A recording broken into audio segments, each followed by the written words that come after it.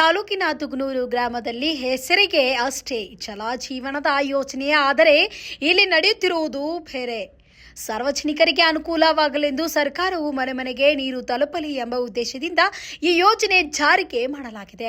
ಆದರೆ ಸೇಡಂ ತಾಲೂಕಿನ ಕೆಲ ಗ್ರಾಮಗಳಲ್ಲಿ ಇಷ್ಟ ಬಂದ ಹಾಗೆ ಕೆಲಸ ಮಾಡುತ್ತಾರೆ ಮತ್ತೆ ನಿಲ್ಲಿಸುತ್ತಿದ್ದಾರೆ. ತುಗನೂರು ಗ್ರಾಮದಲ್ಲಿ ಈ ಕಾಮಗಾರಿಕೆ ಸಂಪೂರ್ಣವಾಗದೇ ಇರುವುದರಿಂದ ಗ್ರಾಮದ ತುಂಬಾ ರಸ್ತೆಗಳು ತೋಡಿ ಕೆಲಸ ಪೂರ್ತಿಯಾಗದೆ ಸಾರ್ವಜನಿಕರಿಗೆ ಅನೇಕ ತೊಂದರೆಗಳಿಗೆ ಕಾರಣವಾಗಿದೆ.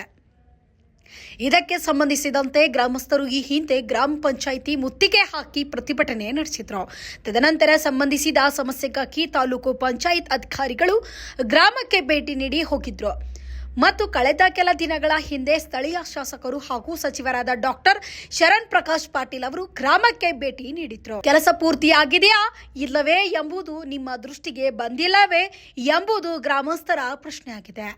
ಶಾಸಕರು ಭೇಟಿ ನೀಡಿದರೂ ಯಾವುದೇ ಕೆಲಸ ಪ್ರಾರಂಭವಾಗಲಿಲ್ಲ. ಅಧಿಕಾರಿಗಳು ಭೇಟಿ ನೀಡಿದರೂ ಕೆಲಸ ಪ್ರಾರಂಭವಾಗಲಿಲ್ಲ.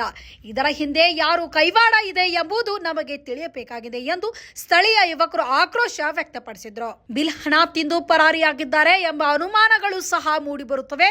ಕೂಡಲೇ ಕ್ರಮ ಕೈಗೊಂಡು ನಿರ್ಲಕ್ಷ್ಯ ಮಾಡಿರುವ ಅಧಿಕಾರಿಗಳ ವಿರುದ್ಧ ಕಠಿಣ ಕ್ರಮ ಕೈಗೊಳ್ಳಬೇಕು ಎಂದು ಗ್ರಾಮದ ಯುವಕರು ಸಚಿನ್ ದುಗ್ನೂರು, ಶ್ರೀಕಾಂತ್ ರೆಡ್ಡಿ, ರಾಜು ಅಂಬರೀಶ್ ನಂಗಿ, ತೋಟೇಂದ್ರ ಕಾವಲ್, ರಾಜು ದೇವರಾಜ್ ಮತ್ತು ಗ್ರಾಮಸ್ಥರ ಪತ್ರಿಕಾ ಪ್ರಕಟಣೆ ಮೂಲಕ ಆಕ್ರೋಶ ವ್ಯಕ್ತಪಡಿಸಿದರು.